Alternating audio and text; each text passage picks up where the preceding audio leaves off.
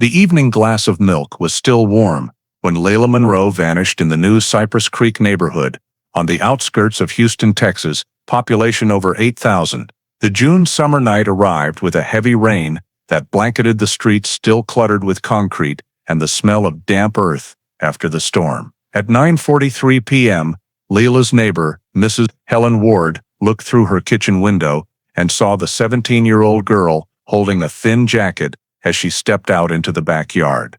The yellow light from her bedroom still spilling through the sheer curtain. Lila called over that she wanted to check the back door again, where the neighbor's cat often slipped through every night. The elderly woman watched as Lila's figure gradually faded into the watery darkness, her light blue jacket the last streak of color against the wet, mottled yard. What happened in less than an hour after that would haunt all of Houston for more than a decade. Before diving deeper into the story, don't forget to subscribe to the channel and hit the notification bell so you don't miss the latest cases. Houston, summer of 2012, the Cypress Creek suburb was still sparsely housed, with new residential areas interspersed among clay fields and unfinished construction sites. The humid June air hung over the silent streets, streetlights casting a yellow glow on the concrete roads still streaked with rainwater from the afternoon. The Monroe family lived in a two-story house at the end of Willow Bend, a modern-style home with a backyard opening onto a vacant lot full of weeds. Richard Monroe worked as an engineer for an oil and gas company, often at home after early retirement. His wife Kathy was a manager for the local Girl Scouts organization. They had twin children, Evan and Lila, both 17, attending Cypress Ridge High School together. That evening, the house was in its usual state. Richard was reading the newspaper in the living room. Kathy was cleaning the kitchen. Evan was upstairs studying for exams, and Lila was in her own room, where she often drew and listened to music. Outside, the wind began to pick up, waves of light rain drifting through the new neighborhood, distant thunder echoing from North Houston. Late into the night, the light from Lila's bedroom window still shone down into the backyard. Neighbors later stated they still saw that light when they went to bed, and there were no unusual sounds. The next morning, when Kathy woke up, everything in the house was strangely quiet. She walked up the stairs, saw her daughter's door ajar, the bed empty, blankets and pillows neatly made, the desk lamp turned off. Clothes and shoes were still in the closet. Lila's phone was on the desk, battery drained. The back door of the house was slightly open, wind blowing through making the thin curtain flutter lightly. The backyard was damp, the ground mottled with water stains. Kathy called her daughter's name loudly several times. No one answered. She went through each room, then ran out to the yard, looking toward the unfinished construction site behind, seeing only mud and grass. There were no signs of forced entry, nor any other sounds. She called Richard and Evan down. All three searched around the house but in vain. As the clock passed 8 in the morning, Kathy picked up the phone, hands shaking, and called the Harris County emergency line to report her daughter missing. Her voice trembled, the words intermittent and mixed with the wind rushing in from the backyard. Richard stood nearby, looking out at the damp, mottled vacant lot, where just minutes before he still thought his daughter had only gone somewhere around the house. The dispatcher instructed them to preserve the scene, not touch anything, and wait for the nearest response team. 15 minutes later, 2 Harris County Sheriff's Office patrol cars pulled up in front of the house at 42 Willow Bend. The vehicle lights reflected off the puddles remaining from the night's rain, the blue and red flashes making the newly built neighborhood look cold and empty.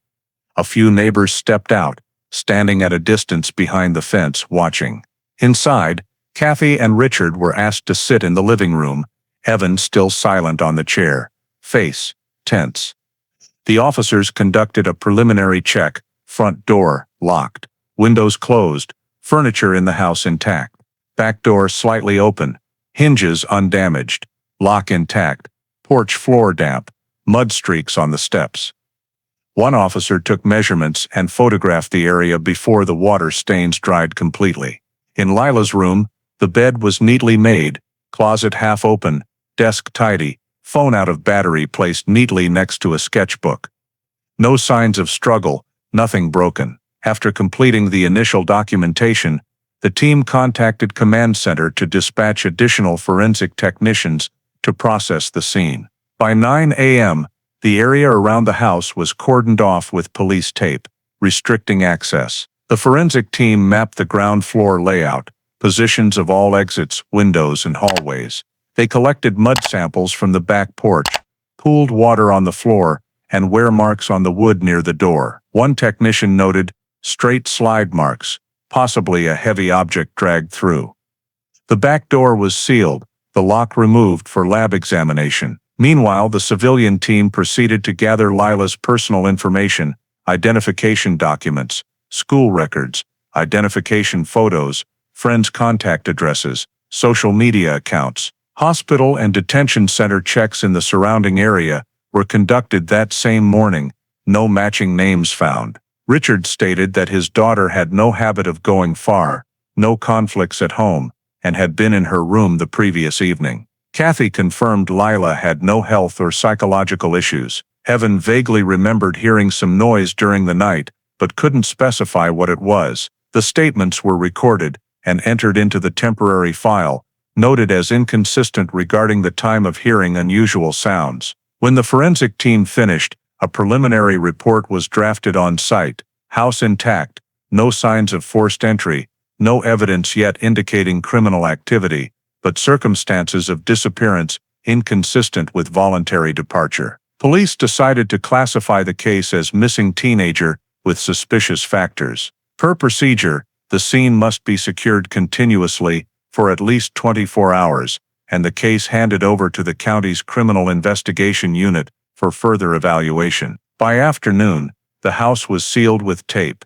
specialized vehicles parked at the entrance. Technicians continued documenting weather conditions, humidity, wind direction, temperature, and rainfall from the previous night. One officer filed a summary report to the center, identifying the discovery time of the disappearance around 7 a.m., reported by Kathy Monroe. On the same report, the assessment section was underlined, "Unexplained disappearance requires investigation to clarify possible criminal involvement." Police concluded initial processing by the end of the day, requesting the family temporarily leave the house to preserve the scene for further surveys. As the sun set, the yellow tape stretched across the front gate swayed silently in the wind, marking the place where a disappearance was officially recorded in the Harris County files. The next morning, when Lila Monroe's missing person file was officially classified, the Harris County Sheriff's Office mobilized the first search team to the Cypress Creek area. The force consisted of 12 people, including 3 field officers, 2 forensic technicians, 1 coordinator, and 4 civilian volunteers familiar with the terrain around the house. A pair of scent dogs was brought in, specialized in tracking human scent within close range. The neighborhood was still sparsely populated, only a few rows of occupied houses interspersed with empty lots and rain-eroded, unfinished constructions. The county police headquarters set up a staging point right on Willow Bend, where the mobile command vehicle parked in front of the Monroe gate. At 8 a.m., the search area was divided into 3 directions: the backyard and adjacent vacant lot, the low forest strip extending to the eastern creek bank, and the abandoned housing construction about 100 meters beyond the back fence. The weather that day was cloudy, high humidity, the ground still sticky, making movement difficult. The team systematically swept each area, marking paths with orange spray paint to avoid overlap. The scent dogs were released at the back porch, where faint shoe prints and mud streaks had been discovered the day before. They sniffed around the area for nearly an hour, but showed no strong reaction, only pausing to sniff close to the ground before moving toward the abandoned construction. The coordinator noted the distance and reported to the center, requesting expansion of the sweep in that direction. At the same time, 2 other officers operated the department's old drone model, a simple recording device used for construction surveillance, to observe from above. The transmitted images showed uneven terrain, many waterlogged areas, interspersed with steel stakes and cement pipes half buried in mud. No human or unusual object movement detected. By nearly noon, The search team took a short break, compiling results. No unusual scents, no new object traces. Afterward, the second group, led by a forensic officer, delved deeper into the construction site, which had been under incomplete construction for 2 years. Concrete foundations sunken, unfilled excavation pits. While checking near a large drainage pipe, they discovered a small red fabric piece caught in the grass at the pit's edge. The fabric was about 8 centimeters long, torn at the edges, covered in mud and sand. The technician collected the sample per procedure, placed it in a sealed evidence bag, numbered it sequentially, then continued surveying around that position. Additionally, they noted 2 faint shoe prints on the nearby ground, larger than average women's shoe size, matching the shape of athletic sneakers. Due to the soft soil and pooled water, the shapes were only partial, insufficient for detailed sole identification. The evidence was handed over to the command vehicle for preliminary processing. In the afternoon, county volunteer rescue forces joined to assist expanding the range to 2 more vacant lots behind the construction. They set up 3 marker poles to orient search paths, using thermal sensors to detect unusual objects in the damp soil. However, due to the ground containing much metal material and pipes, results were consistently noisy. Another team walked along the trail leading to the neighborhood side road, but found no signs of anyone leaving the house that way. The end-of-day report noted, no personal items of Lila's found. No witnesses saw her leave the house or appear in public areas after the disappearance time. Sweeping around the construction site and along the creek bank continued for 3 more hours in the fading afternoon light. Results still negative. At the coordination center, drone footage data was downloaded, zoomed in on each area to identify any unusual details, but only showed damp concrete surfaces, flattened grass, and rain streaks. As the sun dipped behind the western tree line, the entire search team withdrew, marking the red fabric piece location as the only noteworthy point of the day. A 12-page summary report was immediately transferred to the County Criminal Investigation Office. The temporary conclusion was clearly stated: no direct witnesses confirming the victim left the house. No traces of movement or vehicles. Evidence collected limited. Requires further analysis. The construction site behind the Monroe house was ordered to remain undisturbed until new processing instructions. The first search ended in silence, leaving orange marker stakes mottled amid the waterlogged land, where the only trace was the red fabric piece just sealed in an evidence bag. The next morning, the search operation was expanded according to the plan of the Harris County Criminal Investigation Office. The report from the first day showed no clear traces, so an order was issued to mobilize additional rescue forces, extending the sweep radius to approximately 3 kilometers from the Monroe house. The Cypress Creek area, being newly developed, was interspersed with completing residential zones, vacant lots, drainage creeks, and unfinished construction sites, with complex terrain making deployment difficult. At 7 a.m., a field command center was set up at the head of Willow Bend, where the command vehicle, rescue team, and a forensic group erected work tents. 3 search directions were determined based on the topographic map: east along the small creek flowing to agricultural land, west along the construction road leading to the highway, and north into the ongoing housing development. Teams were divided into 4-hour shifts, each shift consisting of 1 commanding officer, 3 rescue personnel, and volunteers. 2 scent dogs were used alternately, along with metal detectors and infrared cameras, to detect unusual objects in the damp ground. In the first morning, the eastern group proceeded along the creek bank, collecting some dropped items, cans, plastic bags, old clothes, but none were related. The western group, traveling along the construction road, faced difficulties due to deep mud and fallen steel stakes. With many sections flooded, they noted several miscellaneous shoe prints, possibly from workers or passers-by, unidentifiable.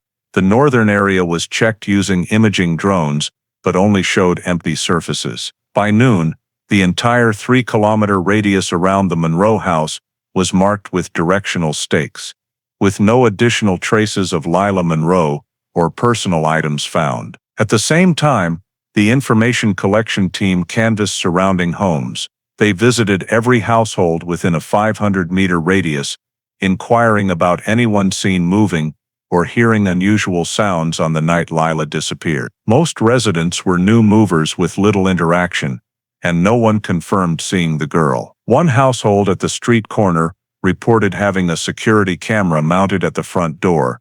Police requested data extraction.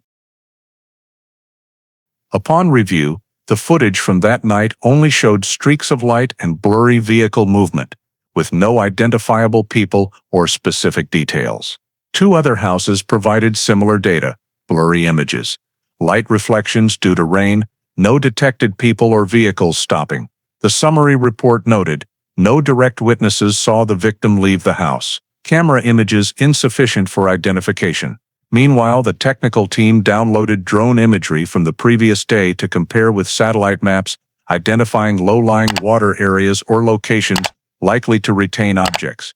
But results showed no abnormalities. Police also checked nearby public areas, parking lots, gas stations, convenience stores, but no transactions or sightings matching the description. The county communications room simultaneously sent internal alerts to the healthcare system and nearby schools, requesting verification of any female teenagers absent from registered addresses. The response list was entirely negative. Over the next 2 days, search activities continued on a smaller scale, focusing on re-sweeping previously marked lots. Unfavorable weather with intermittent showers interrupted surveys. Collected soil, water, and waste samples were sent to the analysis lab, but no results yet. At the field command post, a large map hung on the board covered with red dots, each point where rescue teams had passed. The dots gradually spread beyond the residential area, showing the search had covered the entire vicinity. By the end of the 3rd day, rescue forces were ordered to gradually withdraw, leaving only the police investigation team to continue monitoring. The final report of the expanded search clearly stated, no new traces found, no additional evidence beyond samples collected at the construction site. No witnesses saw or contacted the victim after the family confirmed disappearance time. Possibility of victim leaving via another route, undetermined. Local media received the official notice that same day. Short news items were posted on the county portal and some online newspapers. 17-year-old missing in Cypress Creek area, police searching. Information stopped at identification description and contact number, not generating significant attention. In the neighborhood, daily life returned to normal, houses on the street gradually turning off lights at dusk. After 3 consecutive days of work, the large-scale search was temporarily suspended due to no new leads. Police forces packed equipment, removed marker stakes, and collected all evidence. The land behind the Monroe house was ordered to remain in its current state, awaiting analysis results from the criminal technical lab. All reports, photographs, samples, and recording data were sealed and transferred to the Harris County Center for the next processing step. As the expanded search temporarily concluded, the investigation focus gradually shifted from the external area to scene and evidence analysis. The next morning, the Harris County Sheriff's Office forensic team was redeployed, beginning the detailed inspection phase inside the house at 42 Willow Bend to conduct the first detailed documentation of the interior scene. The objective of this survey was to determine if any physical traces related to Lila Monroe's disappearance appeared inside the house. Technicians divided the work area into 3 parts: the ground floor including the living room, kitchen, and back door, the upper floor as the twins' living area, and the garage directly connected to the rear side hallway. The first task was re-examining the back door, the point considered the last exit. The door remained in its original state, hinges and latch showing no signs of prying, the lock with faint scratches but unclear origin. Field personnel used UV light to search for unusual marks, but found no blood or abnormal slide marks on the handle. The wooden porch floor was thoroughly swept with specialized adhesive tape to collect fibers, dust, and remaining small mud particles. All were sealed per standard sample, numbered sequentially with collection time. Inside the house, the kitchen and hallway areas were dusted for fingerprints. yielding results mostly matching family members. The living room was tidy, nothing disturbed. On the upper floor, Lila's room was re-imaged at higher resolution, measuring bed dimensions, desk, window, closet position, and distance to the hallway door. No stains, blood marks, or reprinted shoe prints on the floor. Window locked from inside, glass clean, no handprints. Desk lamp and outlets checked, functioning normally. The desk area had many drawing papers, notebooks, colored pens. Field personnel collected 2 sheets with faint fingerprints for comparison. During the ground floor sweep, one technician noticed Richard Monroe's military collectibles display cabinet in the small office next to the living room. The glass cabinet contained many memorabilia, army badges, insignia, camping tools, and a survival knife set neatly arranged. While checking the inventory list inside, the forensic team discovered an empty slot between 2 holders where a medium-sized knife should have been. Richard was present at the scene per cooperation request, confirming the collection was his personal property, and stated one knife went missing a few weeks ago, possibly during garage cleaning. Police recorded the statement, requesting description of the missing item. He said it was a military-style knife with a 6-inch steel blade, leather-wrapped handle, typically used for camping. The technical team photographed the entire cabinet and numbered the empty slot. They then expanded checks to the garage area, storing many tools and mechanical equipment, but found no additional knives or similar sharp objects. All mud and shoe print samples from the back porch were compared with family members' shoes. Preliminary results showed the porch prints larger than Lila's shoes, one size smaller than Richard's, with unevenly worn tread patterns. However, due to faint samples mostly washed away by water, no conclusion possible. Living room, kitchen, and hallways were all scanned for biological traces using revealing solution, but yielded no positive reactions. No blood, unusual shed hair, or foreign fabric fibers within the survey scope. Collected dust and debris samples only included fine sand grains, wall paint chips, and common synthetic fabric fibers. The concluding report clearly stated, no evidence confirming criminal activity found, interior scene clean, orderly, no signs of struggle or forced movement. All data was entered into the county investigation system, including detailed ground and upper floor maps, high-resolution images of doors, floors, furniture, and the collectibles cabinet. The forensic team's temporary conclusion was submitted to the lead investigator, no clear signs of crime at the interior scene. Case continues to be considered a suspicious missing person, awaiting additional evidence analysis results. Collected samples were sent to Houston's Central Laboratory for DNA and soil composition testing. By the end of the day, house number 42 was handed back to police protection, sealing tape remaining, awaiting test results. In the comprehensive file, the field technical team leader's note was placed at the report's end. No signs of forced entry, no foreign objects, only one missing knife position in the display cabinet. Insufficient basis to conclude this is a crime scene. The entire initial documentation totaled 27 pages, marking the completion of the preliminary survey in the Lila Monroe disappearance case.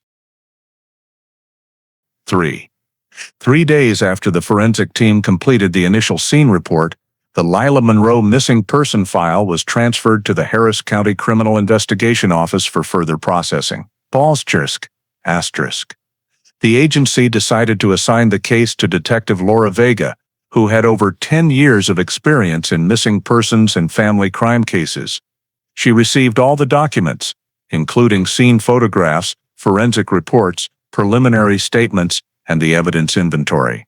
In a brief meeting with the investigation team, Vega determined this was a difficult case because most basic elements were unclear, no signs of forced entry, no witnesses, no direct evidence, and the victim vanished completely within just a few hours. Initially, she listed 3 main possibilities. The victim left voluntarily, the victim was abducted, or an incident occurred inside the house, leading to the disappearance.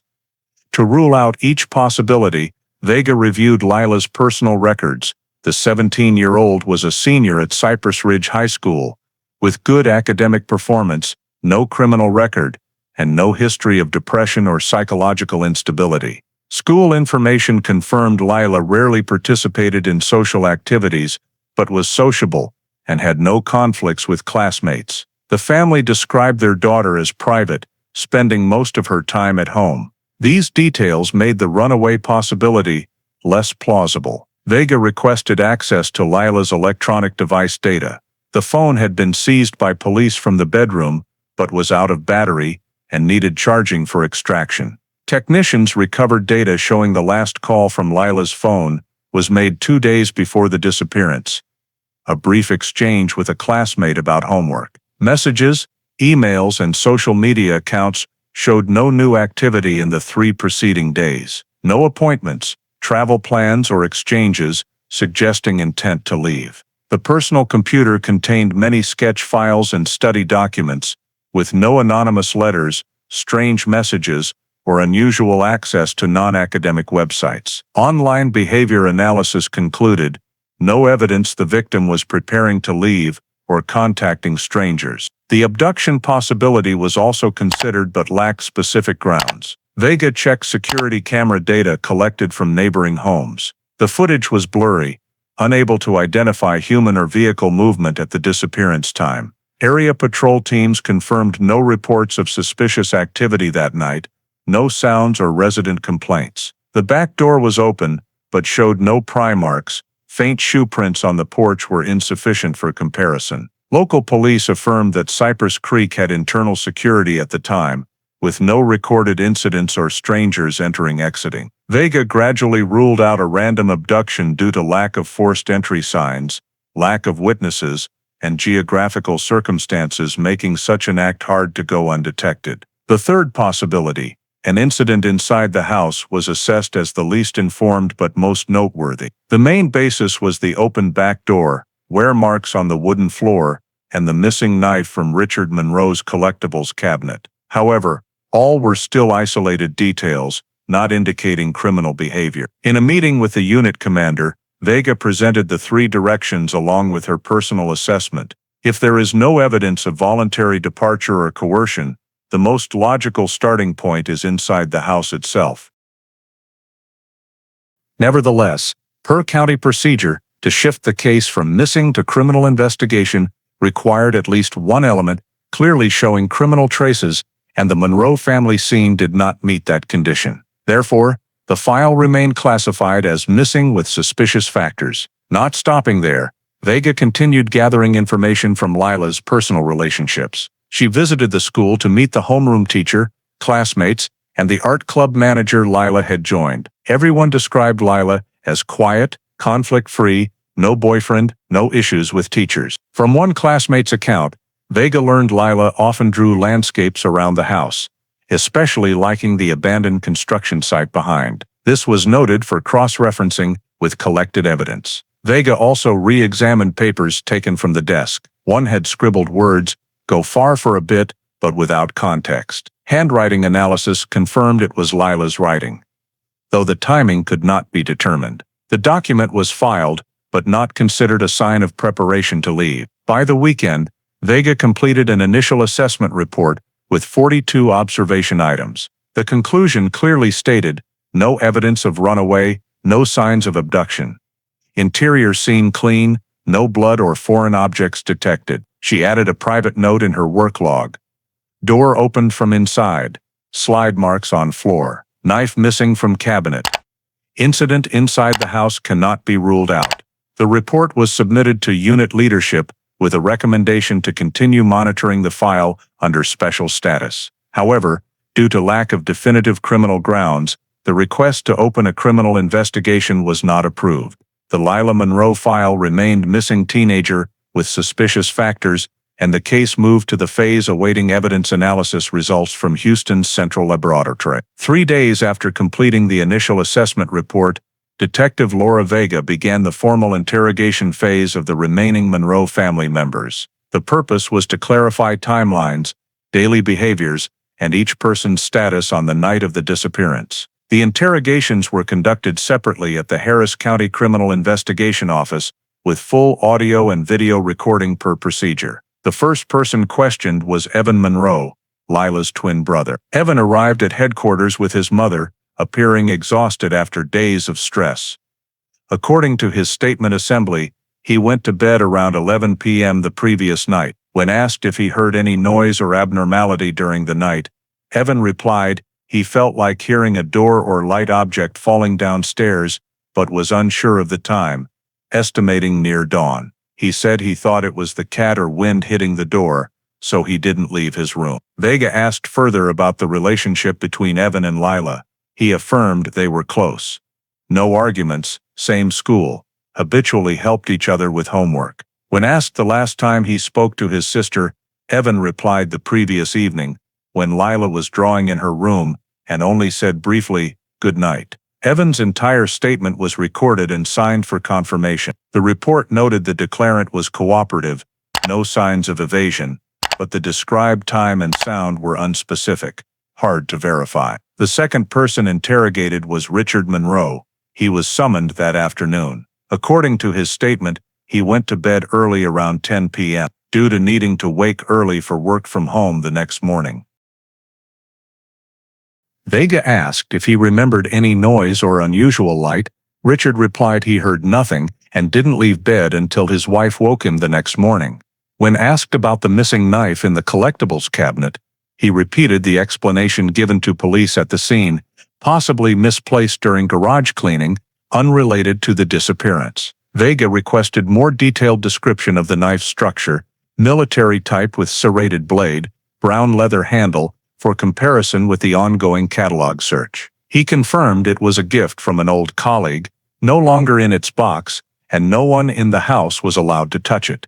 When asked about the back door, he stated he habitually checked it before bed, but that night probably forgot to close it tightly. Vega cross-referenced this statement with the scene description, noting the anomaly, hinges and lock, showed no pry marks, yet the door was ajar. In the report, the temporary assessment clearly stated, statement does not specify the exact time of door check. The last person to give a statement was Kathy Monroe. She recounted staying in the living room until nearly 11 p.m., watching news, then going upstairs to bed, passing her daughter's room, and seeing the light still on. When Vega asked what time she woke up, Kathy replied around after 6 a.m., when light came through the window. However, in the previous statement, the time was recorded as nearly 7. She explained she might have misremembered.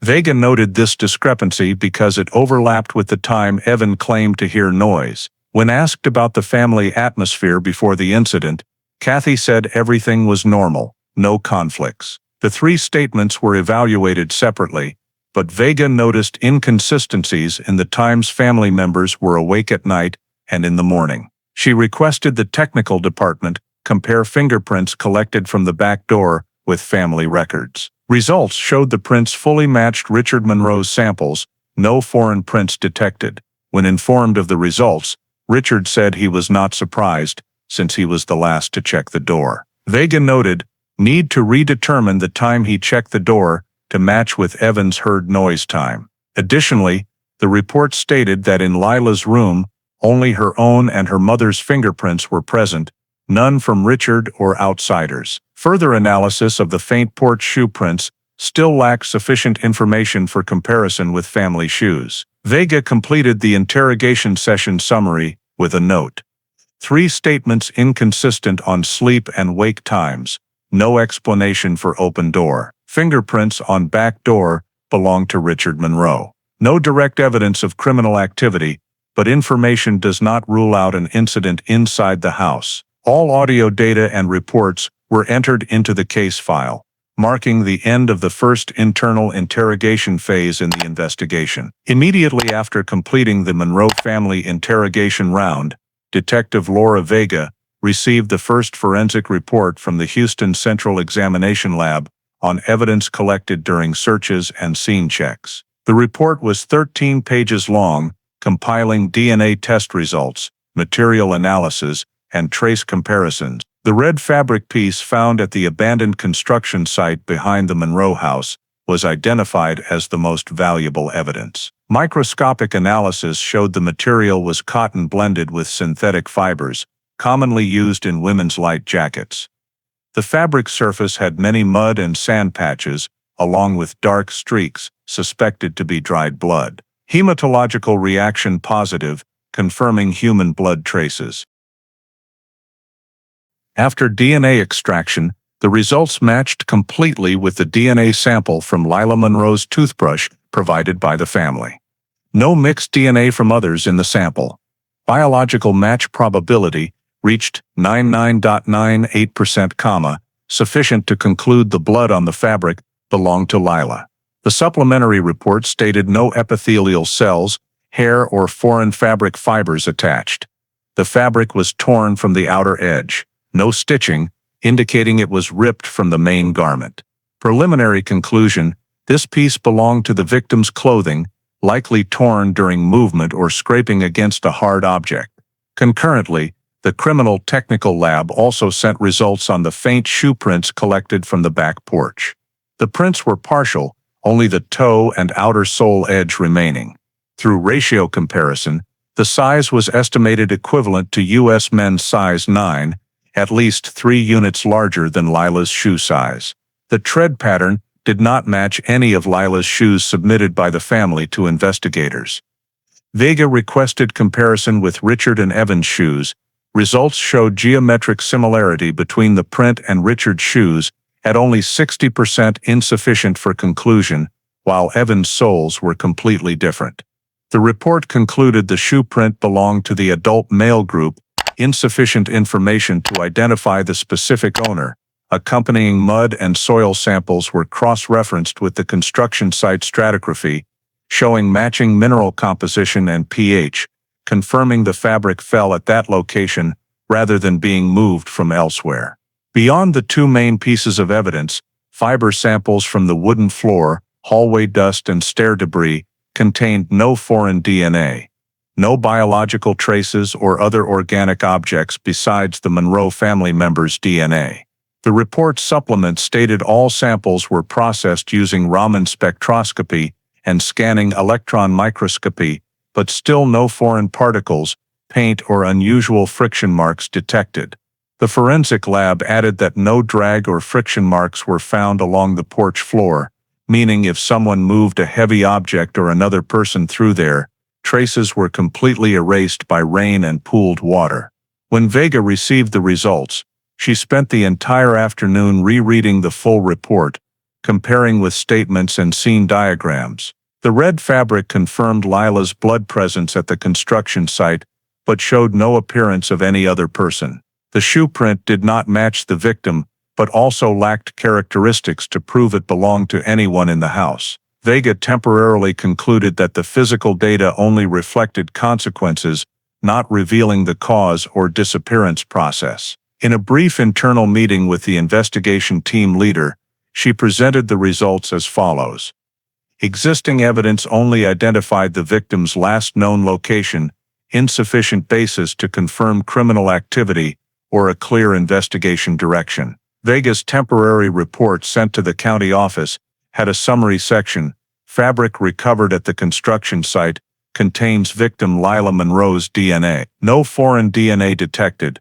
No epithelial cells or other person's hair. Porch shoe print adult male size does not match victim's shoes. Insufficient evidence to identify suspect or specific action direction. Evidence results only reinforce that the victim was at the construction site after leaving the house, but do not determine the reason why. After signing confirmation, she requested continued storage of all samples in the examination lab's vault, while proposing additional analysis for comparison in case of new DNA data. The report closed with an administrative note from the technical department. Proof level, low. Need additional comparison samples. At that point, the Lila Monroe missing person file still lacked any legal clue that could shift to a criminal investigation direction, and all scene signs remained within the realm of assumption. After receiving the evidence analysis results, Detective Laura Vega and the Harris County Office investigation team shifted to the phase of identifying feasible directions to expand the scope of tracing the cause of the disappearance. The absence of another person's DNA on the red fabric piece temporarily lacked basis for an external crime direction, so parallel hypotheses were deployed to evaluate all remaining possibilities. The first direction, as proposed by the Juvenile Investigation Support Department, was the possibility that Lila voluntarily left home with friends or close acquaintances. Based on personal records and daily habits, the analysis team compiled a list of over 10 people who had frequent contact with her before the disappearance time, including classmates, teachers, and neighbors. Police contacted each individual, inquiring about attitudes, plans, or any signs indicating she was preparing to leave home. Most affirmed Lila was advised that Lila was introverted, not sharing much, with no unusual behavior. One male student who had worked on group projects with her was considered close, but when questioned, he said they only interacted within academic scope, no personal relationship. Social media and message sweeps found no content about meetings or private exchanges, no letters, photos, or status lines hinting at intent to leave. Vega assessed the runaway investigation direction as lacking specific grounds due to no signs of financial preparation, items, or prior contacts. The second investigation direction examined the possibility of an accident or conflict within the house premises. Despite the clean scene and no blood, Vega still questioned the missing knife in the collectibles cabinet and the unidentified porch shoe prints. She requested a review of call history and phone activity for all family members that night, but results showed no one made or received unusual calls, no medical reports of injuries or accidents in the nearby area at the same time.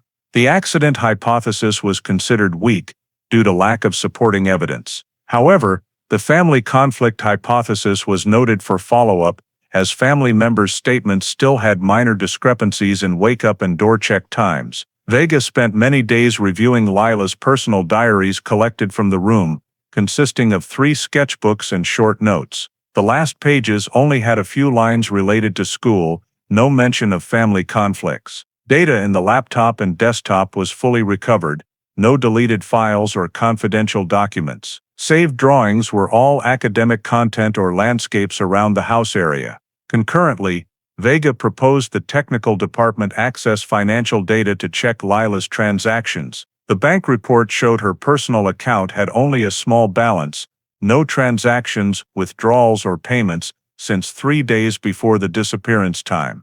The student credit card was also unused. Mobile phone number checks showed no outgoing or incoming calls after 9 p.m. the previous day, and the device was powered off at dawn.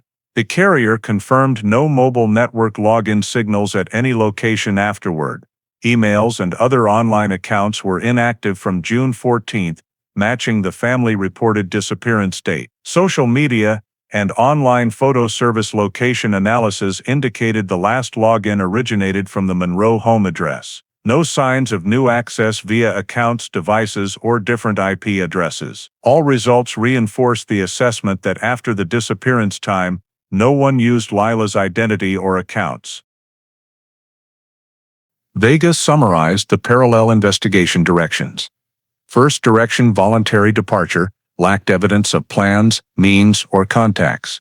Second direction, accident or conflict, not proven due to no injury traces or suitable evidence at the scene. Third direction, external intervention, still not fully ruled out, but no new data. She organized an internal meeting with the technical team, requesting additional review of neighborhood camera data within a 3-hour window around the estimated disappearance time. Collected images showed a few construction trucks passing through the residential area, but none stopped or showed unusual signs. Vehicle operators were all verified with clear work schedules. No witnesses or data sources provided additional information. The summary report after 1 week of investigation clearly stated: no evidence the victim left the house with others. No financial, digital, or social signs of preparation for departure. No communication signals detected after disappearance time. On the internal memo, Vega added a short sentence in the assessment section. All investigation directions do not rule out the possibility the incident originated within the house premises. That line was marked in red at the end of page 2 of the summary report, closing the parallel direction identification phase in the Lila Monroe case. 4 months after the Monroe family reported their daughter missing, Lila's case files still recorded no significant progress. All investigation directions had been swept at least twice, including digital analysis, forensic examination, witness interrogations, and scene rechecks. But results yielded no new leads. The Harris County Criminal Investigation Office's monthly summary report clearly stated no additional data evidence or witnesses capable of expanding the investigation. Detective Laura Vega, the primary handler, spent most of the 4th month cross-referencing all original documents to ensure no details were missed. She reviewed the timeline of each action, the first call, the time the back door was found open, and the hour Evan claimed to hear noise. But the gaps still could not be aligned. The porch shoe prints, red fabric piece, and missing knife in the display cabinet remained the only 3 details considered anomalous, yet none had legal value sufficient to prove criminal activity. Vega also submitted a request for additional soil sample checks from the back porch to determine if it matched the construction site, but the response report only confirmed similar mineral structure, unable to conclude origin. Biological trace analysis on evidence was complete, all carrying DNA from Lila or family members, no third party. Remaining mud and slide marks were deemed insufficient for comparison. The digital unit continued monitoring the victim's electronic accounts for 16 weeks, results completely blank, no network activity, logins or new device access. Police also issued a statewide Texas alert, requesting public information if anyone saw Lila or similar characteristics, but among over 100 hotline calls, none matched. The volunteer search team was disbanded after completing the final area, reporting only old wear from prior surveys. Media and press coverage ceased, news gradually withdrawn from main sections. In internal statistics, the Lila Monroe case began classification under prolonged unexplained disappearances. Vega's superior, Lieutenant Greg Harlow, convened a small meeting to reevaluate the entire case. He assessed that all elements had been exhausted, no legal basis to continue allocating investigation resources. Per Harris County procedure, if no new evidence after 120 days, the file would shift to temporarily closed status. Nevertheless, Vega attempted to argue a few points to maintain open investigation status, citing the construction site behind the house not deeply surveyed. The proposal was rejected due to lack of physical basis and high cost. Harlow concluded, "When construction resumes, we can reconsider." At that meeting, the final decision was clearly recorded in the minutes: temporarily suspend official investigation. File stored as unexplained disappearance. All evidence, including the fabric piece, soil samples, photographs, and shoe print samples, was sealed, transferred to the Central Houston Police Evidence Facility storage. Each item was labeled with individual codes, sealed in lead-sealed nylon bags, stored in shelf C17 per unsolved case regulations. Alongside evidence, hard drives containing all imagery, interrogation audio, and analysis result copies were backed up in duplicate, one submitted to the county office and one kept in the forensic unit's secure vault. Vega spent 2 more days finalizing the investigation phase closure report, summarizing all developments from June 15th to late October. The conclusion was presented concisely, stating, "No legal basis to determine the victim left the house under duress or related criminal activity. No witnesses, no criminological evidence. File recommended for temporary closure, awaiting new information." At the report's end, she wrote an internal note, small but clear handwriting: "Recheck the construction site if building activity resumes later." This line was placed under investigator notes, not official content, but sufficient for successors to notice if the case reopened. After signing and stamping completion, Vega handed the file to records, then returned to her empty office, looking at the board listing active cases. Lila Monroe's name was moved to the suspended column, alongside dozens of other unsolved disappearances. She marked the adjacent square with a red pen, her personal habit, when closing an unfinished file. That afternoon, the official report was transferred to the Harris County Sheriff's Office, confirming the Lila Monroe case, 17 years old, resident of Cypress Creek, temporarily closed as missing person. Unexplained circumstances. On the final page of the stored file, the stamp dated October 31, 2012, clearly stated, "Case suspended pending new evidence." With that procedure, Lila Monroe's disappearance officially left the active investigation list, leaving the entire scene, evidence, and unanswered questions sealed in the City of Houston's file storage. After the Lila Monroe missing person file was temporarily closed at the end of 2012, all activities related to the investigation ceased. The final report lines recorded in the minutes, "No new data, no need to extend investigation," officially ended the active pursuit phase. Into 2013, Lila's name gradually disappeared from Harris County's internal update lists, remaining only in the Houston Police Department's electronic system under file number HX12-3176. Evidence items, including the red fabric piece, scene photographs, soil samples, shoe print samples, and family statement recordings were transferred to long-term storage in the cold case unit at the city's West Data Center. These items were sealed in clear plastic boxes, barcoded, and shelved with hundreds of other unsolved files. No one mentioned that name in regular professional meetings.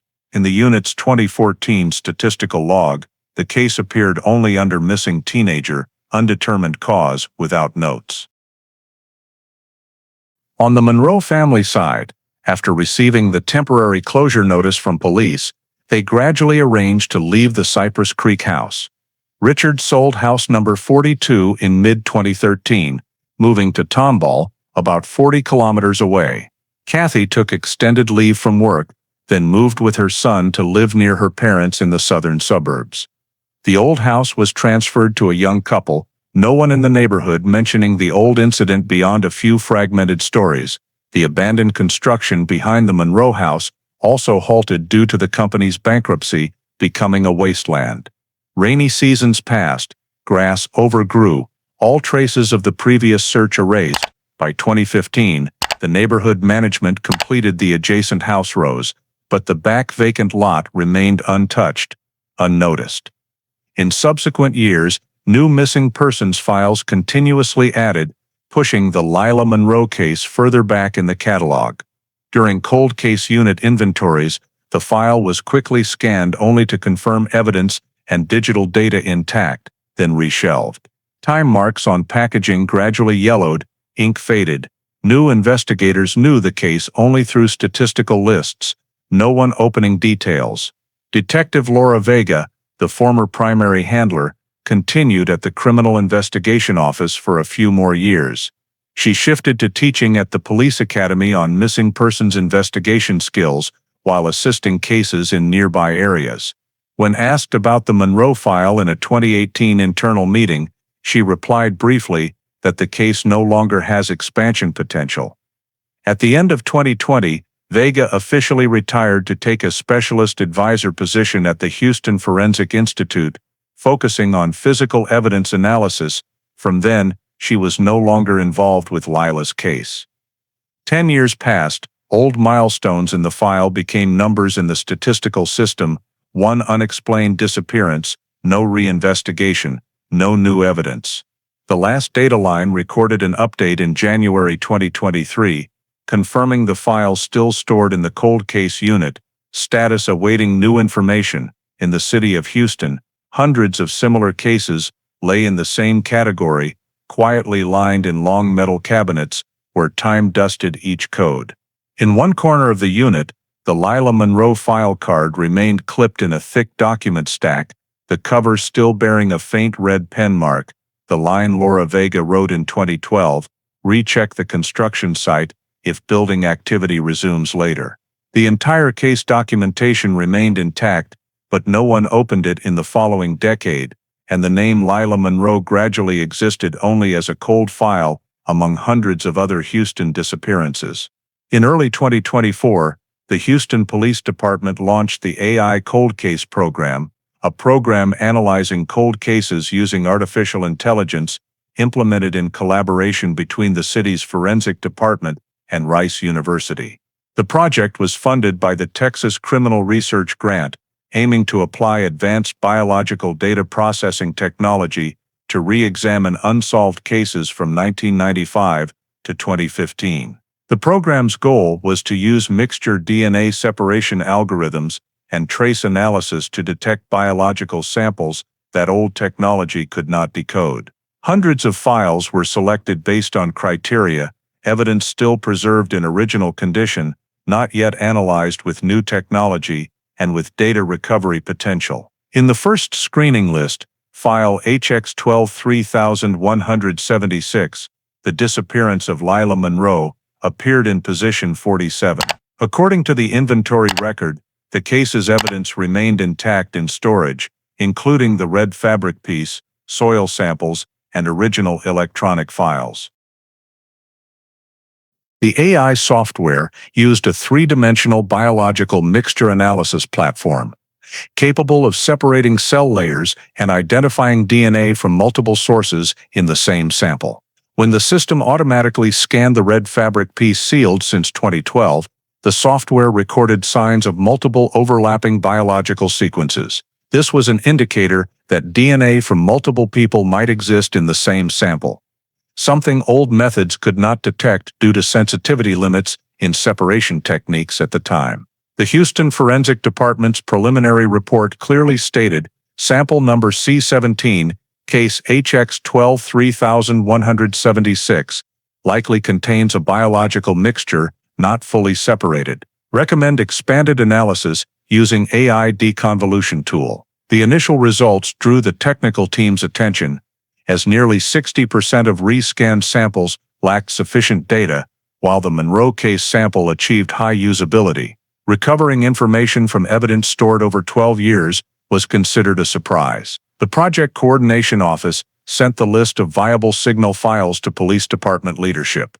There, Laura Vega's name was mentioned in the Monroe case note as the original lead investigator. At the time, she was serving as a specialist advisor for the Houston Forensic Institute, focusing on scene analysis and crime assessment.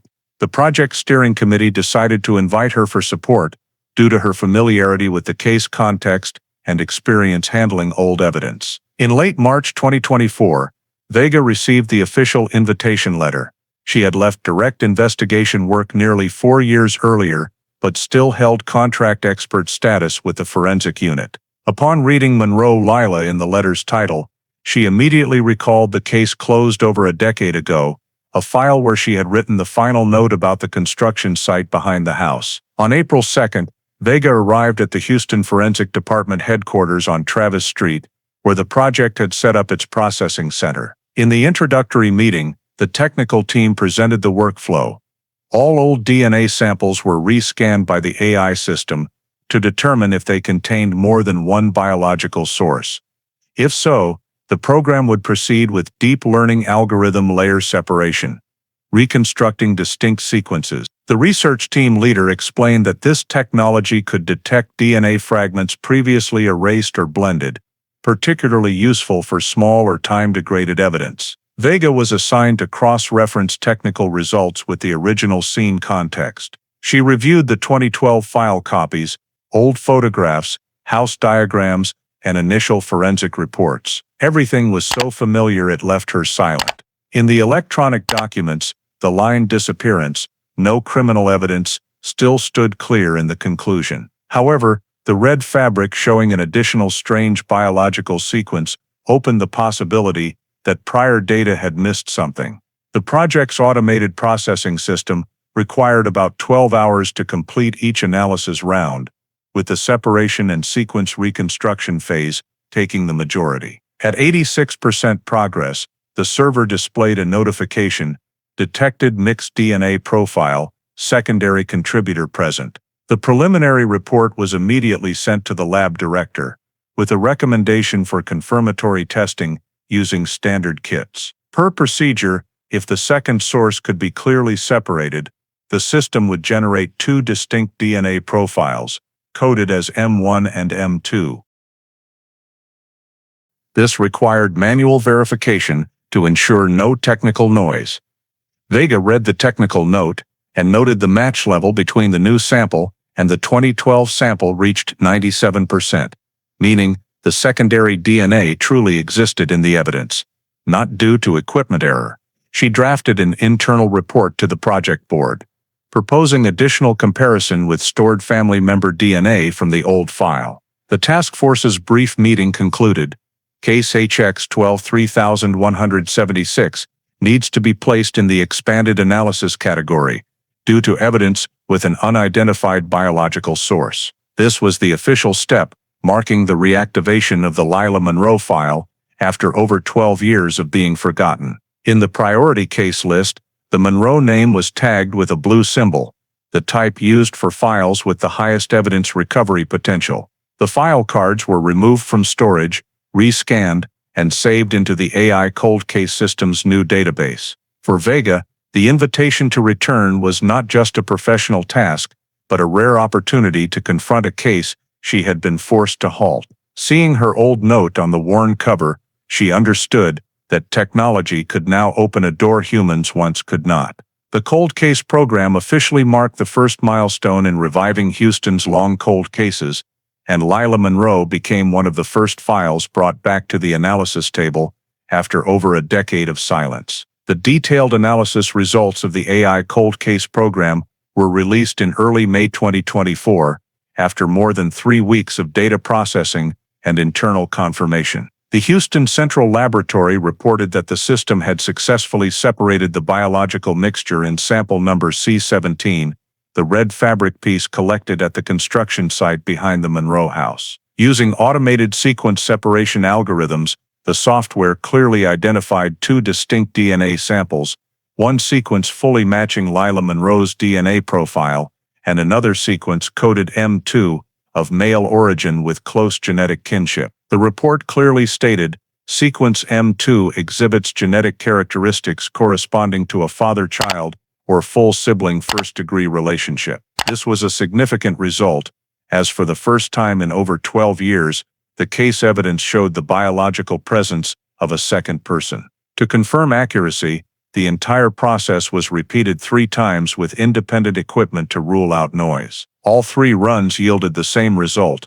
The fabric contained a mixture of female and male DNA with kinship. The reliability level of the second sequence reached 99.7%, sufficient for forensic reporting. When the technical team presented the analysis to the steering committee, Richard Monroe was flagged in the possible comparison list, as his DNA data was still stored from the old file. The Houston PD internal database retained standard blood samples from each family member, collected in 2012 during identity verification. These samples were sent to the technical lab for direct comparison with sequence M2. Initial comparison results showed a genetic match between M2 and Richard Monroe's sample at 99.94%, exceeding the kinship confirmation threshold. In the technical report, the conclusion line was bolded.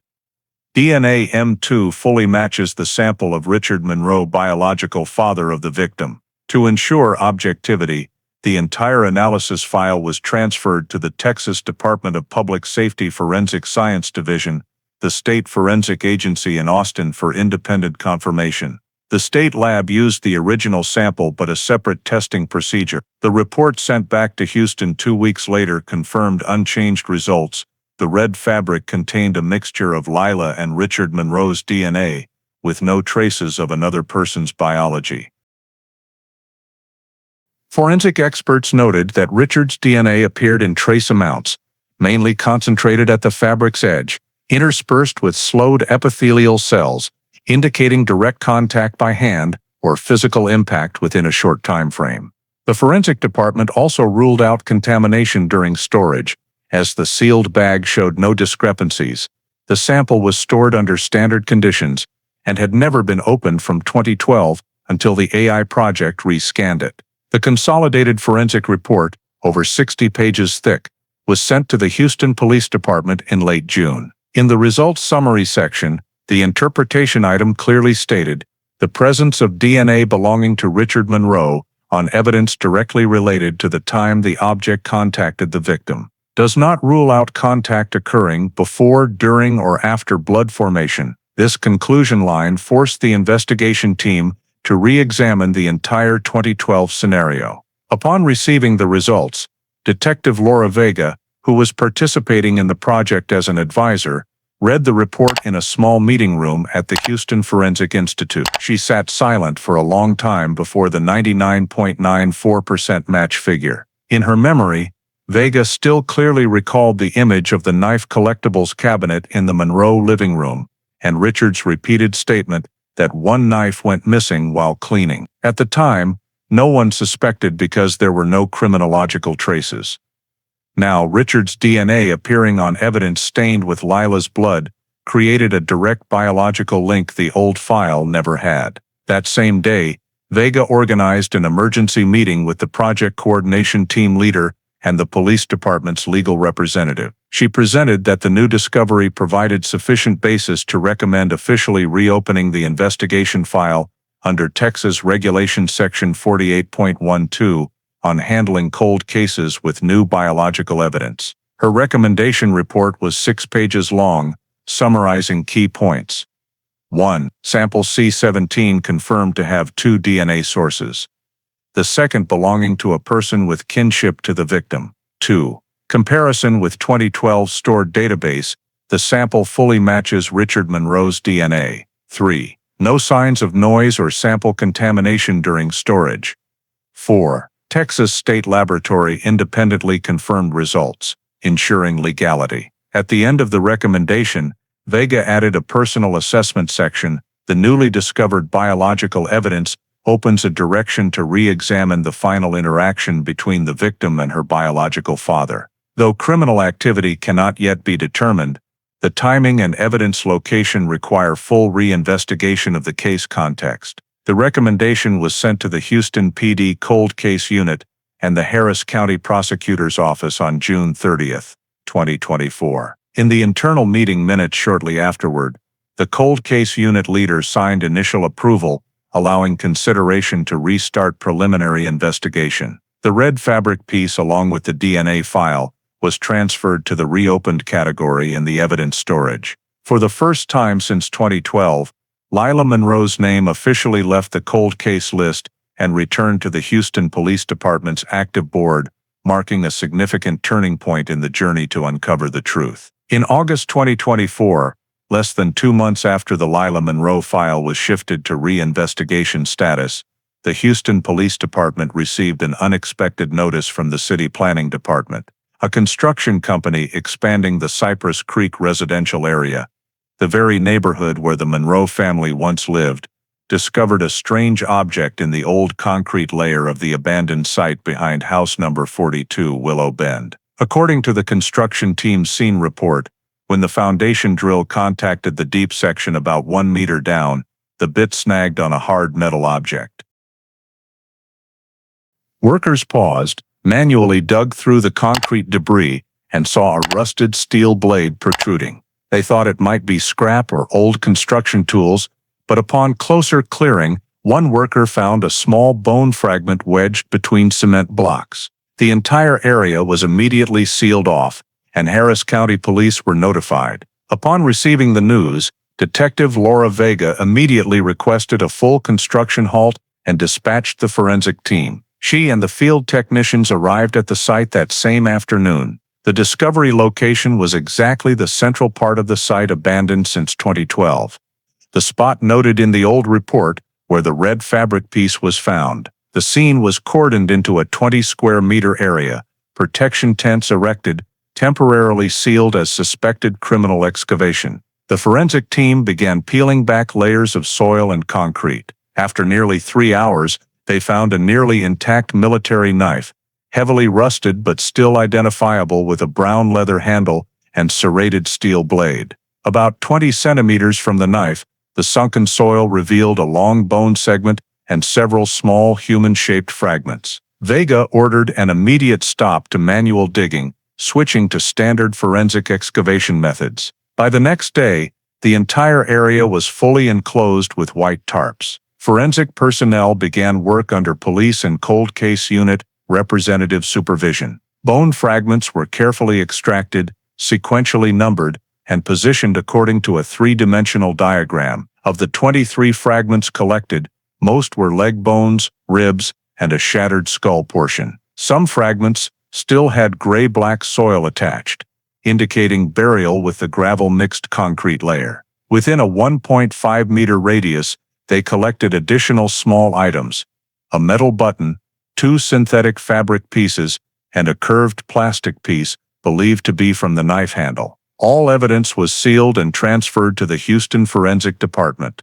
Cleaning and reconstruction took nearly a week. Preliminary results confirmed the bones were human, female, biological age approximately 17 to 19. This matched Lila Monroe's identification profile at the time of disappearance. The cut mark on the left third rib had sharp characteristics corresponding to a serrated military knife. Meanwhile, the discovered rusted knife had a faint engraved serial number, USAFSM 321, near the handle. Identified as a limited production Air Force survival knife for military personnel and collectors. When cross-referenced with 2012 photos of Richard Monroe's collectibles cabinet stored in the file, Vega recognized the serial matched the reported missing knife entry. This match was reconfirmed by the Technical Lab's image recognition software, with 100% probability. The next phase was biological examination. Specialists extracted DNA samples from intact femur marrow, comparing with Lila's old DNA profile. Results released 3 days later, the DNA sequence fully matched, confirming the bones belonged to Lila Monroe, missing since 2012. The report also noted a second DNA trace on the knife handle, though corroded, still analyzable. It matched Richard Monroe, the father. The forensic department concluded evidence and remains discovered at the Cypress Creek construction site correspond to the victim Lila Monroe's final location. The knife matches the serial of the missing knife from Richard Monroe's collectibles cabinet. DNA traces on the handle and bones confirm contact between 2 biological sources, the victim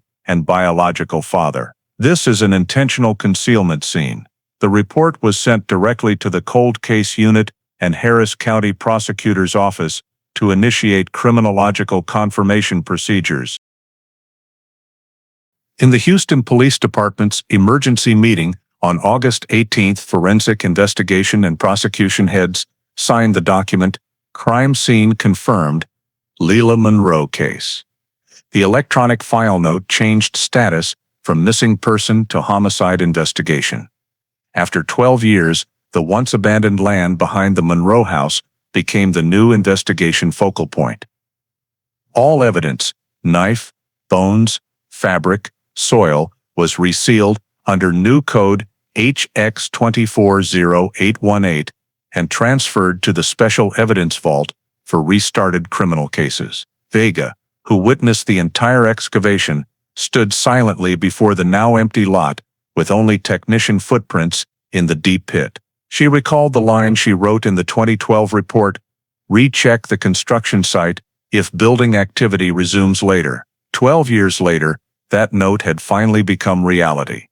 And with it, Lila Monroe's disappearance was officially determined to be a homicide. Immediately after the scene was identified as a body concealment area, the Houston Forensic Department deployed the forensic reconstruction process to recreate the physical event sequence. Bone, soil, knife, and auxiliary evidence samples were moved to a specialized analysis room where technicians used 3D simulation systems combined with criminal archaeology data. The goal was to determine posture, impact direction, and victim death mechanism. The complete examination report was released 10 days later, on August 28, 2024, concluding that Lila Monroe died from a sharp stabbing wound penetrating the chest, direction from front to back and downward at about 40 degrees. The cut struck the third rib and pierced the right lung tissue, causing rapid fatal blood loss. Blade marks on the bone matched the serrated military knife type, with matching size and cut angle to the knife found at the scene. Geometric analysis from the forensic 3D reconstruction software showed the wound direction from above downward, with strong and decisive force, consistent with an adult male's height and physique. Based on contact angle and wound depth, experts assessed the perpetrator stood facing the victim at very close range, under 1 meter. The 3D model simulation showed the victim likely sitting or bending when attacked. No prolonged resistance signs on arm bones, only a small fracture on the left wrist, possibly from reflexive blocking or being pulled down. The report also noted minor injuries to the frontal bone and cheekbone, but insufficient to determine beating or impact from falling. No other slashes or fractures, indicating a quick attack with 1 or 2 knife strikes to vital areas. This result ruled out accident, reinforcing intentional weapon use. The forensic department also conducted parallel experiments to verify the weather impact on the night of June 14, 2012, the estimated disappearance time. According to archived Houston meteorological data, Cypress Creek recorded 22 mm of rainfall between 1 and 4 a.m. that day. Continuous heavy rain for hours could have washed away blood traces and erased footprints on the back porch, creating the clean scene the initial investigation team noted. The report concluded that weather factors destroyed evidence almost completely, skewing the 2012 initial assessment and preventing criminal case processing. At the Criminal Data Center, Vega and specialists cross-referenced the 2012 terrain map with the current excavation diagram. The forensic 3D reconstruction software recreated the Monroe backyard space model, clearly showing soil structure, fence, and abandoned site position. Data determined the burial location on the boundary between the backyard and construction land, less than 4 meters from the Monroe fence. Stratigraphic indicators showed a shallow dug pit, then covered with concrete and gravel for camouflage. The concrete layer composition differed from the rest of the site foundation, indicating manual pouring rather than contractor work. This concrete layer's bonding time was estimated at 12 years, matching the 2012 timeline. Combining all data, the analysis team reconstructed the event sequence. The victim was attacked with the military knife inside the house or backyard, dying from the chest-penetrating wound. The body was then moved to the adjacent construction site, shallowly buried in wet soil, and covered with building materials for disguise. Due to prolonged nighttime rain, blood and movement traces were erased, so police arriving the next morning found no crime signs. The forensic report conclusion clearly stated, cuts on bones and burial location indicate intentional concealment. Stab size and direction match an adult male physique and gender. Weather on June 14, 2012 contributed to scene distortion, leading to initial assessment error. The report was signed by Dr. Marianne Holtz, lead examiner, and sent to the cold case unit, with a recommendation to transfer the case to homicide investigation. Upon receiving the final printout, Vega paused at the 3D simulation diagram, showing the burial point nearly perfectly matching the area she had red-circled in the old drawing 12 years prior. She said nothing, only adding a short note to the minutes.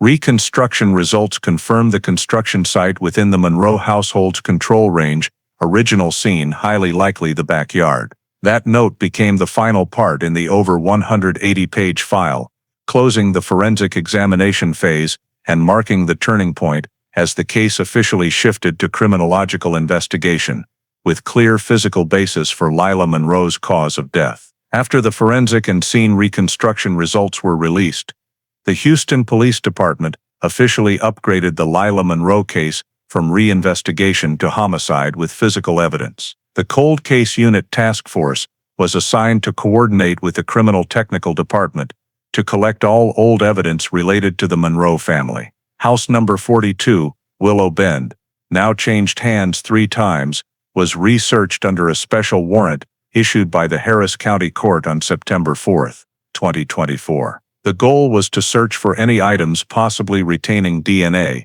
blood traces, or contact marks matching new results. The search lasted 2 days, with Detective Laura Vega, forensic representatives, and 2 prosecutors present. They swept every area, especially focusing on the garage, attic, and old storage shed, where Richard Monroe once kept camping tools and mechanical equipment. During inspection, technicians discovered a large gray plastic bin pushed deep in the shed corner behind a wooden shelf. The lid had thick dust and a faded sticker reading camping gear. Upon opening, inside were various outdoor items: rope, flashlight, folding tent, and a thick, dark brown jacket folded unevenly, with dark stains on the collar. The fabric had dry, sticky marks, hard to identify visually. Technicians used UV light.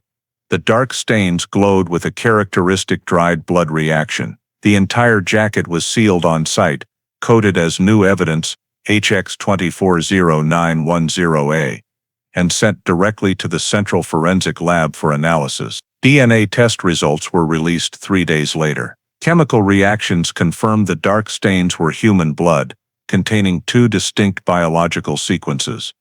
1 female, fully matching Lila Monroe's sample, and 1 male matching Richard Monroe's DNA. Match ratio reached 99.96%. Trace analysis on fabric fibers also showed blood soaked deep inside, indicating contact while the fabric was wet, during or immediately after the victim's injury. The report concluded, jacket stained with mixture of victim and kin blood, highly likely Richard Monroe. Deep stains reflect direct contact during injury occurrence. The forensic department simultaneously checked other items in the plastic bin. A 2-meter rope section had light red fabric fibers attached, but no DNA beyond Richard's traces.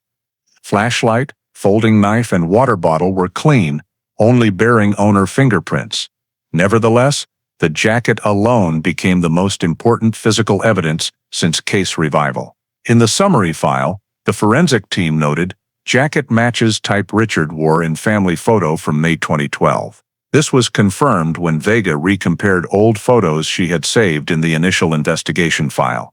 Concurrently, the Houston PD data technical team, at Vega's request, swept the Cypress Creek area power system. She had long suspected the sudden light outage in Lila's house the night she disappeared, but in 2012, local grid data was not detailed. With new technology, the department contacted the Houston Energy Center to recover long-term archived data. After nearly 2 weeks, they extracted the original data file from old hard drives, recording minute-by-minute power consumption on the night of June 14, 2012. Results showed the Monroe house main breaker was manually tripped at 2:03 a.m. and restored at 2:11 a.m. The power graph displayed a sudden voltage drop, not corresponding to area outages. This confirmed someone in the house intentionally cut power for about 8 minutes, exactly the time Vega estimated the incident occurred per forensic results. The power data was seen as the completing piece in the event chain. Lights out, heavy rain, back door open, all matching the scene model and vague 2012 household witness statements. The technical report was authenticated by the Texas State Energy Analysis Center with expert signature. The conclusion line stated, sudden power loss due to manual operation within the Monroe house, not system failure. Timing matches suspected event window. After collecting all new evidence, the cold case unit compiled a comprehensive investigation report over 300 pages long, including forensic examination results, scene reconstruction, mixed DNA analysis, physical evidence, power data, along with statements and independent verification documents. All were consolidated into a preliminary prosecution file submitted to the Harris County Prosecutor's Office. Detective Vega signed under the conclusion section, based on biological, physical, and recovered electronic evidence, there is sufficient basis to determine the Lila Monroe incident as intentional homicide, with the weapon being the military knife owned by Richard Monroe. On the morning of August 18, 2024, the official arrest warrant for Richard Monroe, 63 years old, was signed and approved by the Harris County Court and transferred to the Houston Police Department's apprehension unit at 6:45 a.m. The legal basis clearly stated, authenticated physical and biological evidence shows the suspect directly involved in the death of Lila Monroe, occurring in June 2012. Under cold case unit direction, the execution team consisting of 4 officers and 1 investigator was dispatched to Tomball, where Richard resided. His house was in a quiet residential area, over 30 miles from downtown Houston, recorded under his name since 2013, after selling the old Cypress Creek house. At 8:10 a.m., the first patrol vehicle arrived in the area, parking 2 houses away to avoid attention. A plainclothes police team approached from the rear, while the main team advanced through the front gate. The arrest plan was established per safety procedure, given the suspect's age and no history of violence. When Vega and 2 officers knocked, Richard Monroe opened the door in casual attire, appearing surprised upon seeing police. Vega read the warrant aloud, stating the legal basis and suspect's rights. He stood still, no resistance, only asking in a low, hoarse voice, because of that right. Police instructed him to raise his hands forward, cuffed him, and led him to the front porch. The arrest proceeded smoothly. No shouting or resistance. Neighbors only caught glimpses of flashing red and blue lights as 2 specialized vehicles left the street. Inside the house, the forensic team executed a supplementary search warrant, seizing personal documents, a laptop, and 2 metal boxes containing knives and mechanical tools. All were sealed, cataloged under HX 240918, and transferred to the city evidence vault. That same day, a 72-hour detention order was issued, allowing preliminary interrogation while prosecutors finalized the indictment file. Richard Monroe was transported to the Harris County Detention Center at 10:37 a.m. There, he underwent routine medical check, identification photos, and comparative DNA sampling. The report confirmed the biological sample fully matched the 2012 stored profile, verifying identity and reinforcing the evidence chain. The Legal Investigation Room and Cold Case Unit submitted all evidence, including the military knife, red fabric piece, blood-stained jacket, and power data results, to the Harris County Prosecutor's Office. Prosecutor Andrew Fletcher, handling the Serious Crimes Team, received the full file. He stated in a brief internal press meeting, "This is one of the most forensically complete reinvestigated cases ever revived in Houston. All evidence has passed independent state-level verification."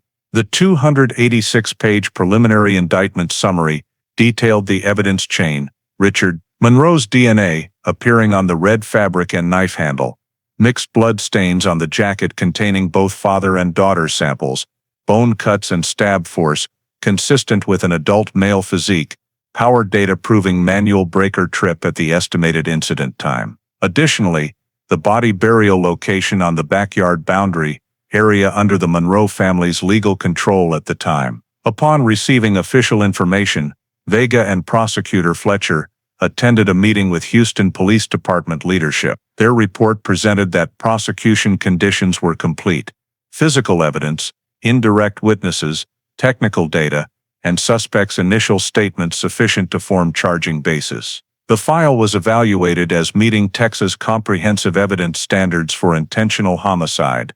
The order to transfer the file to preliminary court was signed that afternoon. While awaiting procedure completion, Vega was present at the detention area to witness the arrest documentation process. Richard sat quietly, hands clasped on the table, face gaunt. When asked if he needed an attorney, he replied briefly, "Yes." No further explanation. Officers noted the suspect was cooperative, calm demeanor, no negative reaction upon notification of arrest reason. The entire exchange was video recorded and filed under HX 240918R, with minutes confirming no force used in warrant execution. That afternoon, the Harris County Prosecutor's Office held a brief press conference at headquarters. Prosecutor Fletcher announced, "An individual has been arrested on charges related to the 2012 disappearance of Lila Monroe. Physical and forensic evidence has been authenticated. The case is now moving to criminal prosecution phase." Though not naming directly, arrest location and suspect age details quickly allowed media to identify. Local news outlets simultaneously ran headlines: "Father arrested in daughter's disappearance case after 12 years. That evening, Vega returned to the Cold Case Unit office. She sat alone, reviewing the old note on the file cover: "Recheck the construction site if building activity resumes." Now, everything in her 2012 report had led to the final outcome: the case had officially entered prosecution phase. All evidence, forensic files, arrest minutes, and analysis results were packaged into a comprehensive file set sent to the Harris County Criminal Court the next morning. On the top cover page, below the bold case code HX24018, was the newly updated status line, suspect in custody, pending trial.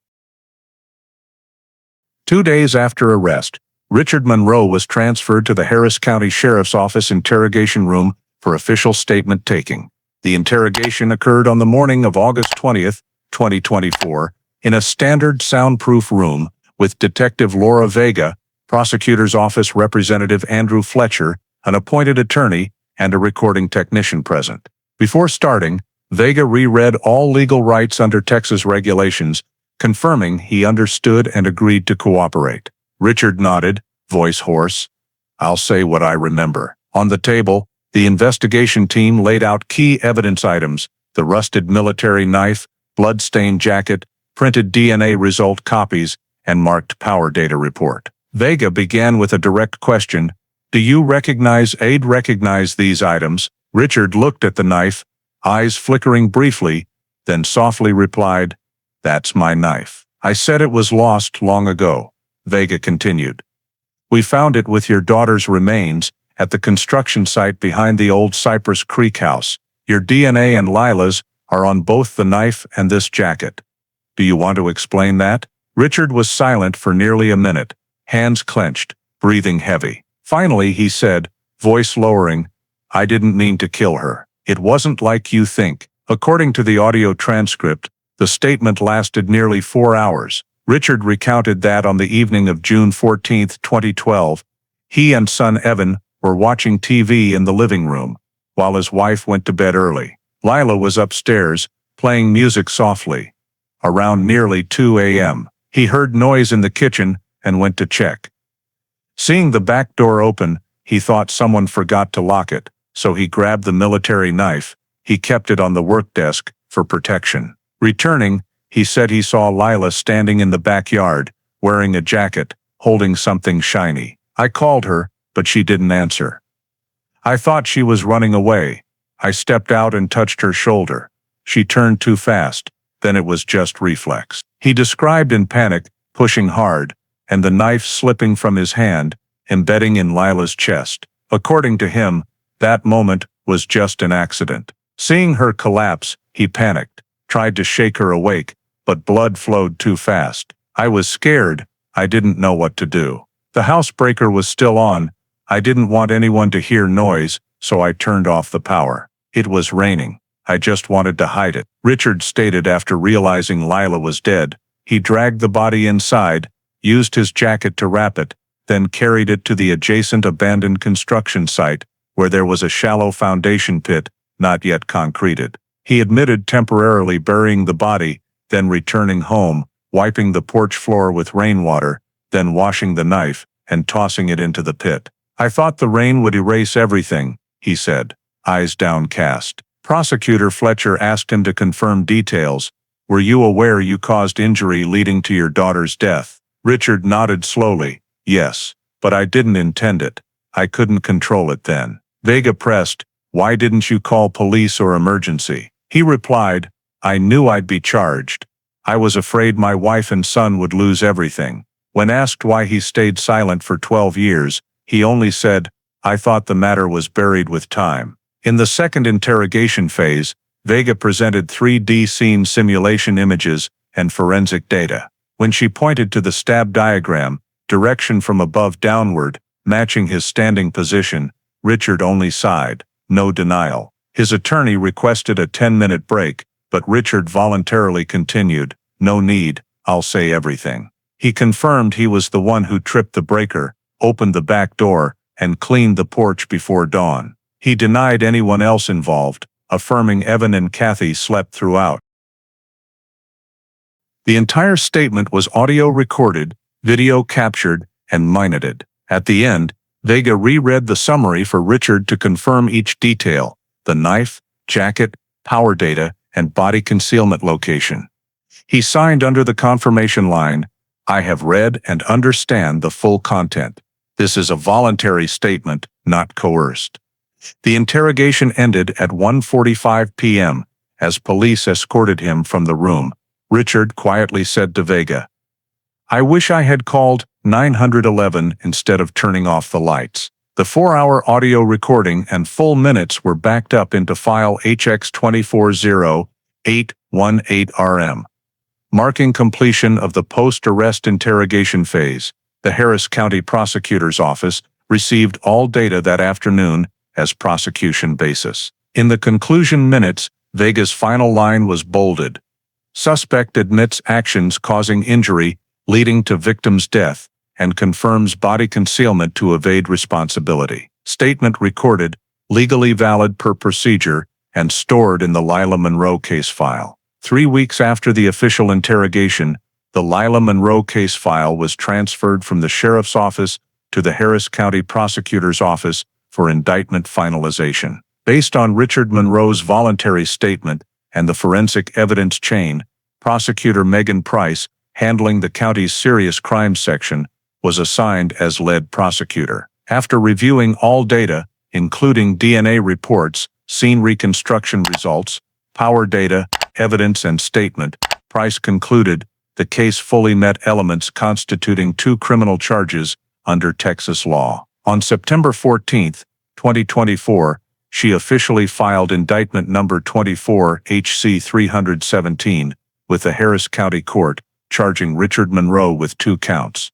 1. Manslaughter in the second degree, under Section 19.04 of the Texas Penal Code, for recklessly causing the death of another through conscious risk-taking, negligent actions. 2. Tampering with evidence, under Section 37.09 of the Texas Penal Code, for intentionally concealing, destroying, or altering evidence to obstruct an investigation. In the indictment, Price argued that although Richard had no intent to kill his daughter, the use of a sharp weapon, the attack in a fit of anger, and especially the deliberate concealment of the body, burial of the remains, and erasure of traces demonstrated awareness of the consequences. This behavior provided sufficient grounds for second-degree manslaughter charges. Turning off the breaker, cleaning the scene, and hiding the body in the construction site were listed as evidence tampering, punishable by up to 20 years in prison, if convicted. The Harris County Court,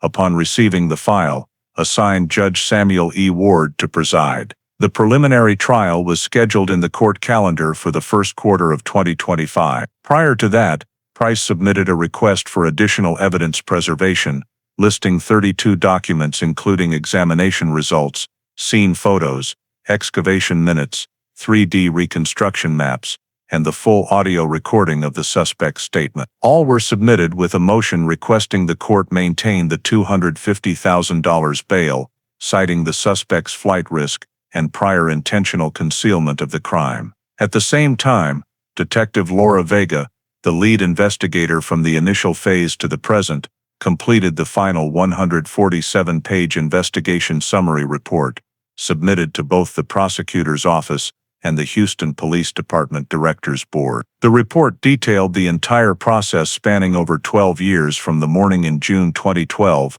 when the disappearance was recorded, to the excavation phase, mixed DNA analysis, and finally Richard's confession. In the introduction, she clearly stated, "The Monroe case demonstrates the value of modern forensic technology in recovering old evidence and illuminating truth buried over time."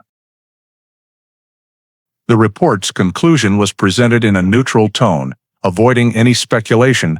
Victim Lila Monroe died from a sharp stabbing wound, directed downward, consistent with the suspect Richard Monroe's height and physique.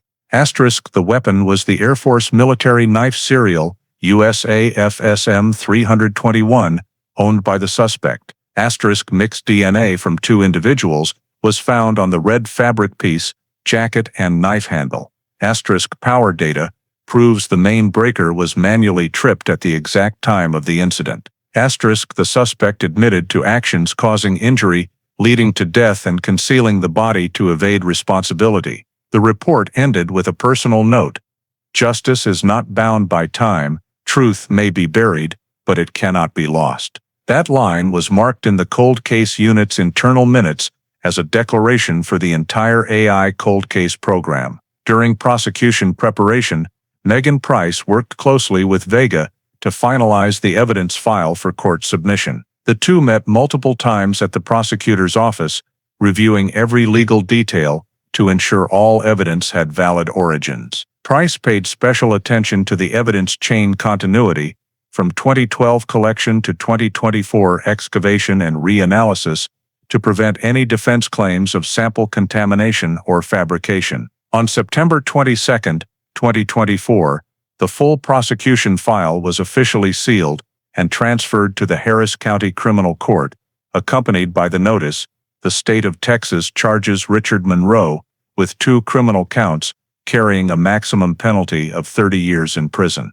Local media quickly reported, but Prosecutor Price declined comment, saying briefly, "The court will decide based on evidence and law, not emotion." As for Vega, after signing confirmation of the final report completion, she left headquarters in the late afternoon. On her desk remained only a thick file coded HX 240818, next to an old photo of Lila Monroe she had kept since the case reopened. In her duty log, she wrote the final line for this case: "Investigation concluded, justice begins." And with that line, the criminal prosecution phase officially opened, moving the Monroe case into the final chapter of its over-a-decade journey. The trial of Richard Monroe opened on the morning of October 7, 2024, at the Harris County Criminal Court, Courtroom 4B, presided over by Judge Samuel E. Ward. The prosecution was represented by Megan Price, along with 2 legal assistants and a forensic specialist. Defense was handled by attorney Daniel Kerr, with over 20 years of experience in unintentional criminal cases. In the public gallery were Laura Vega, now present as an expert witness rather than investigator, along with a few authorized local reporters. The trial quickly drew attention due to the case's uniqueness, a disappearance over 12 years old, resolved through DNA technology and artificial intelligence. Opening procedures were conducted swiftly. Indictment number 24, HC 317, was read in court, charging Richard Monroe with 2 counts, second-degree manslaughter and evidence tampering. When asked for his plea, he said briefly, "I admit fault, but it was an accident." The statement silenced the courtroom for a few seconds. Prosecutor Price began her opening presentation clearly, emphasizing physical, scientific evidence and the defendant's own confession prove this was not a mistake, but a conscious act in anger, leading to the death of a 17-year-old. Over 3 days of trial, the prosecution presented the full evidence chain recovered through the AI cold case program. Before the 12-member jury, Price displayed images of the rusted military knife, red fabric piece, and blood-stained jacket. She described how Lila and Richard's DNA were found together on the evidence, affirming this was direct contact at the moment of the victim's death. The forensic technical team projected the forensic 3D reconstruction model, recreating the scene in 3 dimensions: victim position, stab direction, and burial boundary, right behind the Monroe fence. Power data was displayed as a graph, clearly showing the 2:03 a.m. mark when the breaker was manually tripped.